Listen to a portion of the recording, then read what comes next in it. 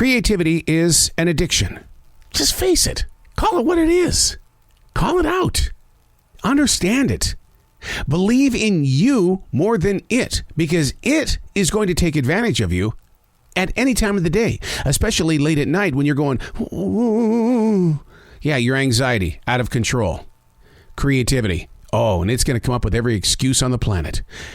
Unplugged, because we will always say yes to creativity. Totally Uncut, because we all make mistakes. So turn it into a tool. This is Arroe Unplugged. This podcast has always been about transparency, being real, facing reality in a way that says, we got this, running into the fire and not away from the fire. And then things begin to happen. And you go, well, am I going to run away and hide? Am I going to not talk about this? And you have to. Because there are two things that we are guaranteed in life, birth and death.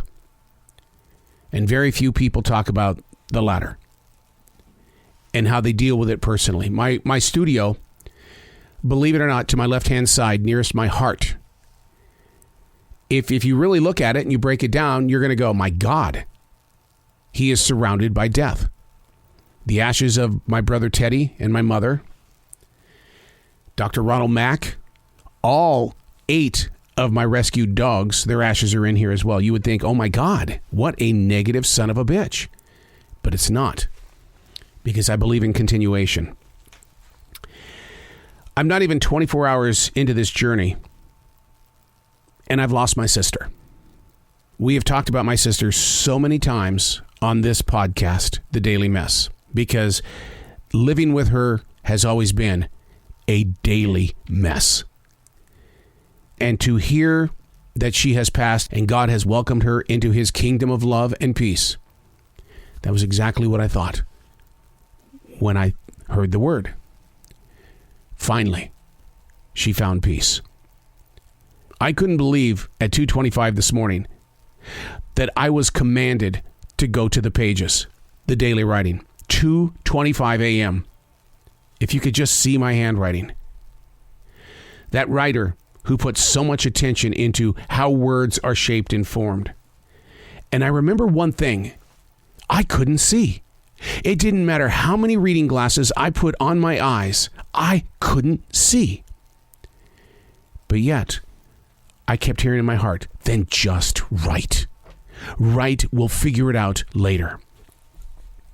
The words that came out, and I'm not the only one who has said this, and I hope to God, and I pray to God, that this is going to help somebody in their time of not a disconnection, but rather their continuation. This is The Daily Mess. I really don't know what to say, Susan. I'm at a loss of words. I didn't think we would ever end up here. Our last talk was a place that injured both of us deeply. You didn't care. I did. I was huge on your side, badly beaten up by your lack of concern. I will never know why you did this.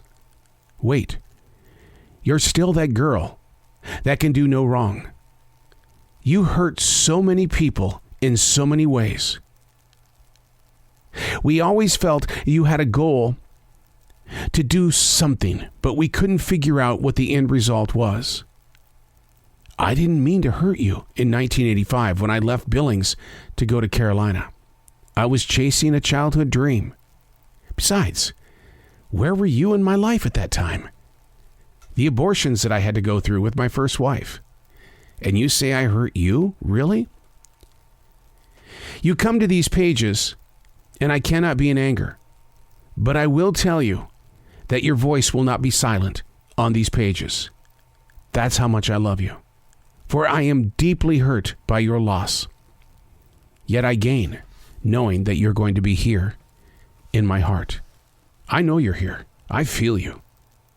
You woke me up from my sleep. I hear you.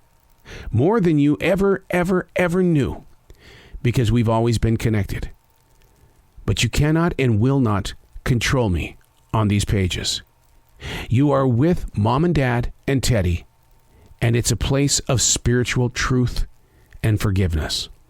Not everyone knows of your true value and your true voice. I do. Because I love you. It's 2:45 a.m. and you called me out to these pages. And I answered. The same guy that you really, really didn't do well with in our final months together. Our egos got in the way. We knew that we were both losing, but we didn't want to face our own defeats. But you're with Mom and Dad and Teddy now. You have transitioned. I just hope God helps you find the peace.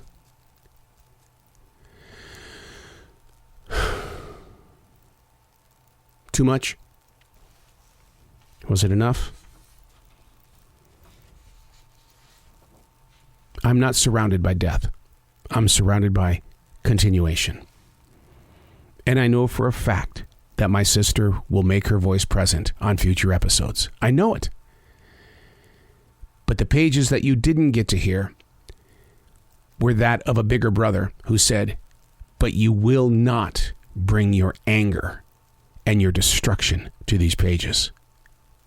We are here to teach. And if we can't teach, then we don't speak. I'm Arroe, and that's the Daily Mess.